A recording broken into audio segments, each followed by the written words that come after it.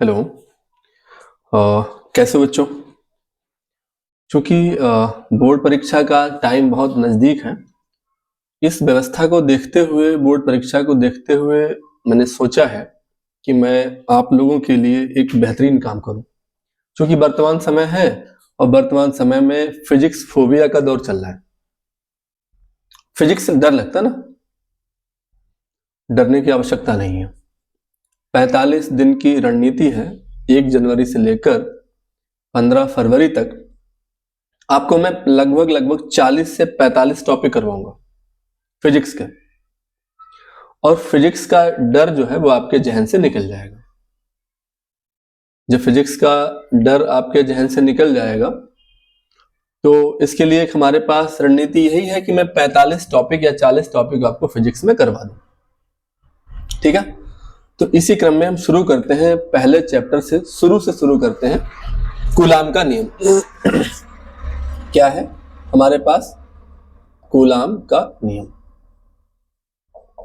ठीक है, कूलाम का नियम क्या होता है? एक वैज्ञानिक थे जॉर्ज ऑगस्टे कूलाम। उन्होंने क्या काम किया? उन्होंने कहा कि भाई एक नियम, आकर्षण प्रतिकर्षण नियम को लेकर एक सूत्र बनाया। उन्होंने आकर्षण प्रतिकर्षण नियम को लेकर एक सूत्र बनाया और इस सूत्र को ही आगे चलकर कूलाम का नियम कहा गया। उन्होंने ये कहा कि यदि Q1 Q2 नाम के दो आवेश हैं, माना Q1 और Q2 नाम के दो आवेश परस्पर एक दूसरे से r दूरी पर उपस्थित हैं, तो इन स्थिर आवेशों पर लगने वाला आकर्षण प्रतिकर्षण बल निम्न घटकों पर निर्भर करेगा। वो निम्न घटक कौन कौन से होंगे? नंबर 1, लगने वाला बल समानुपाती होगा Q1 Q2 के, यानी कि इन दोनों आवेशों के मध्य लगने वाला आकर्षण प्रतिकर्षण बल आवेशों के गुणनफल के समानुपाती होता है। दूसरी बात क्या कही? उन्होंने कहा कि इन दोनों के बीच लगने वाला आकर्षण प्रतिकर्षण बल बीच की दूरी के वर्ग के व्युत्क्रमानुपाती होता है। दो बातें कही। तो हम लोग क्या काम करेंगे? समीकरण 1/2 से, समीकरण 1/2 से हम लोगों ने क्या किया? F व्युत्क्रमानुपाती Q1 Q2 अपान में R स्क्वायर। ठीक है ना? जब ये चिन्ह हटेगा तो यहां क्या आएगा? K Q1 Q2 अपान में R स्क्वायर। ये मिला। एक होती है CGS पद्धति। CGS पद्धति में मैं K बराबर 1 रखता हूं। एक K क्या है? कूलाम नियतांक है। CGS पद्धति में K बराबर 1 रखा जाता है और K बराबर 1 क्या है? कूलाम नियतांक है। और मैं क्या कहूंगा? F बराबर K Q1 Q2 अपान में R स्क्वायर हो जाएगा। एक होती है MKS पद्धति। MKS पद्धति, MKS पद्धति में क्या होगा कि MKS पद्धति में जो K का मान है, K बराबर होगा 1/4 पाई एप्सिलॉन नॉट। ठीक है ना? तो हम लिखेंगे F बराबर 1/4 पाई एप्सिलॉन नॉट Q1 Q2 अपान में R स्क्वायर। ठीक, एक बात समझ आ गई। यहां पर एप्सिलॉन नॉट क्या है? निर्वात की विद्युतशीलता है। ओके, अब यहीं पर कूलाम के कांस्टेंट की बात कर ली जाए, K के सूत्र की स्थापना की बात कर ली जाए, तो K का सूत्र क्या होता है? हम लोग जानते हैं F बराबर K Q1 Q2 अपान में R स्क्वायर। इसके नीचे एक लगा ले, तिरछी गुणा कर ले, तो मुझे क्या मिलेगा? K Q1 Q2 equal to F R square. ठीक है, K बराबर F R square upon Q1 Q2। ठीक, ये क्या मिल गया? K का सूत्र। अगर मात्रक की बात की जाए, K का मात्रक क्या होगा? आप F का मतलब क्या जानते हैं? बल, और बल का मात्रक क्या होता है? न्यूटन। R स्क्वायर क्या है? दूरी, दूरी का मात्रक क्या है? Metre square. Q1 Q2 क्या है हमारे पास आवेश है, तो दो आवेश है मतलब क्या है कूलाम स्क्वायर, यानी जो मात्रक रहेगा वो क्या रहेगा न्यूटन मीटर स्क्वायर प्रति कूलाम स्क्वायर। ठीक है, अगर यहां पर मैं विमा की बात करूं, किसकी बात करूं, विमा की। न्यूटन मतलब बल, बल की विमा क्या होती है, बल की विमा पुलिस का नंबर 112, तो बल की विमा भी क्या है 112 m1 L1 T माइनस का 2। ठीक है, ये क्या है दूरी यानी मीटर, मीटर दूरी को मैं क्या लूंगा L2 विमा बटा में कूलाम का स्क्वायर का मतलब आवेश की जो विमा होती है वो क्या होती है A2 T2। टोटल ओवरऑल विमा देखूं तो मुझे कितना मिलेगा, यहां पे मिलेगा m1, क्या मिलेगा m1, ये 2 और 1 मतलब गुणा में घातें जुड़ती हैं, 2 और 1 क्या हो गया 3 यानी L3।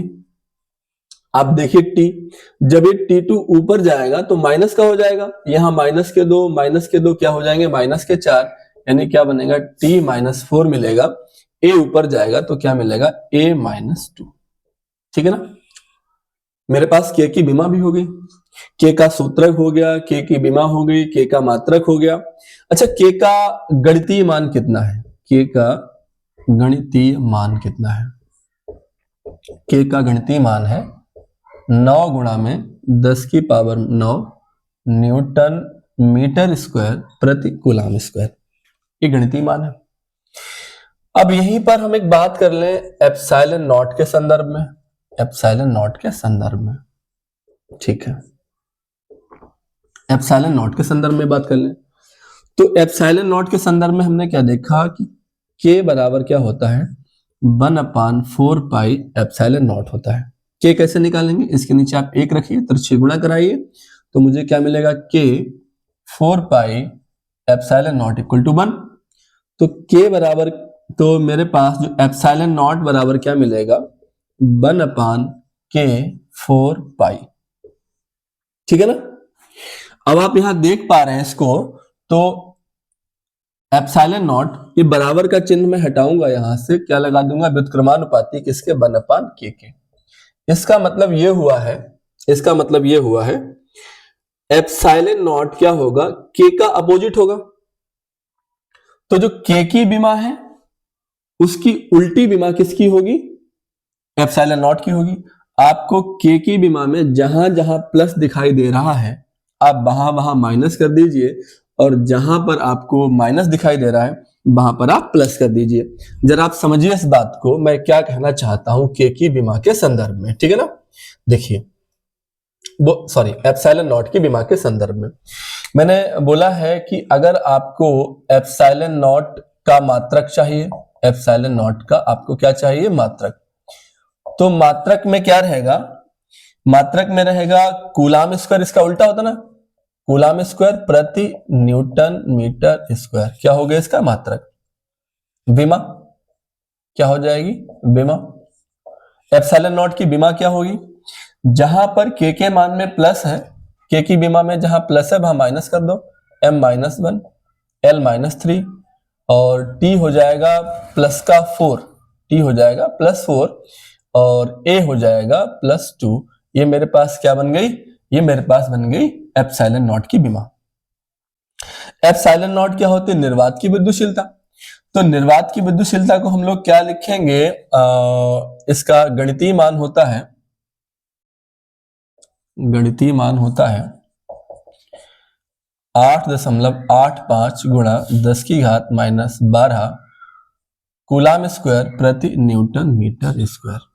ये बातें एक एक नंबर में पूछी जाती हैं। ठीक है, अब कुछ और बात है कूलाम के संदर्भ में, क्या है कूलाम के संदर्भ में कुछ महत्वपूर्ण बातें जो हैं, तो हम कूलाम के गुण और कूलाम के दोष दोनों के बारे में जान लें। कूलाम के गुण क्या है, कूलाम के गुण है कि कूलाम का जो नियम है वो माध्यम की प्रकृति पर डिपेंड करता है, आवेशों के गुणनफल के समानुपाती होता है, बीच की दूरी के वर्ग के व्युत्क्रमानुपाती होता है। ये क्या है कूलाम के अपने कुछ गुण हैं, और कूलाम के कुछ दोष भी हैं। दोष क्या है कूलाम के, कूलाम के दोष निम्न है। वो कूलाम के दोष क्या है कि कूलाम के नियम की एक कमी है, आपके पास यहाँ आकर्षण प्रतिकर्षण नाम के दो बल हैं, यदि कोई भी तीसरा बल आ जाए तो वह उस बल को कोई वरीयता नहीं दी जाती। यहां पर आकर्षण प्रतिकर्षण मात्र 2 ही बलों पर काम करता है, तीसरे बल की हमेशा उपेक्षा की जाती है। 10 की पावर -15 मीटर से कम की जो दूरी होती है उस पर यह नियम काम नहीं करता। 10 की पावर -15 मीटर से ज्यादा की दूरी पर यह काम करता है। सबसे बड़ी इसकी कमी एक और है, ये हमेशा स्थिर आवेशों पर काम करता है, गतिशील आवेशों पर काम नहीं करता। इस तरीके से हमारा क्या हो, कूलाम का नियम कंप्लीट हुआ है। एक और बात यहां हम जानेंगे कूलाम के नियम में, अगर हमसे 2 नंबर में बात पूछी जाए कूलाम का नियम, तो हम लोग क्या काम करेंगे, हम लोगों ने उसकी परिभाषा लिखेंगे। परिभाषा लिखने के बाद F equal to Q1 Q2 upon R square, यहां तक सूत्र बना लेंगे और यहीं पर छोड़ देंगे। 2 नंबर में कहानी यहां तक हो जाएगी हमारी। अगर 4 नंबर में प्रश्न पूछा जाए तो 4 नंबर में जितना मैंने आपको बताया है ये सारी की सारी चीज आपको लिखनी है, तब आपको 4 नंबर मिलेंगे। होता क्या है कि हमारी जो परीक्षा होती है वह डिस्क्रिप्टिव होती है और इसमें जितने नंबर का जो प्रश्न पूछा जाए उसी के हिसाब से हमें अपने शब्दों को गढ़ना होता है, शब्दों को लिखना होता है। जितने नंबर की बात पूछी जाए उसी हिसाब से हमें अपने शब्दों को लिखना होता है। जैसे 2 नंबर का प्रश्न है तो आप क्या काम करिए कि आप 2 नंबर के प्रश्न को आधा पेज, 1 पेज, पौन पेज लगभग ऐसे लिखिए।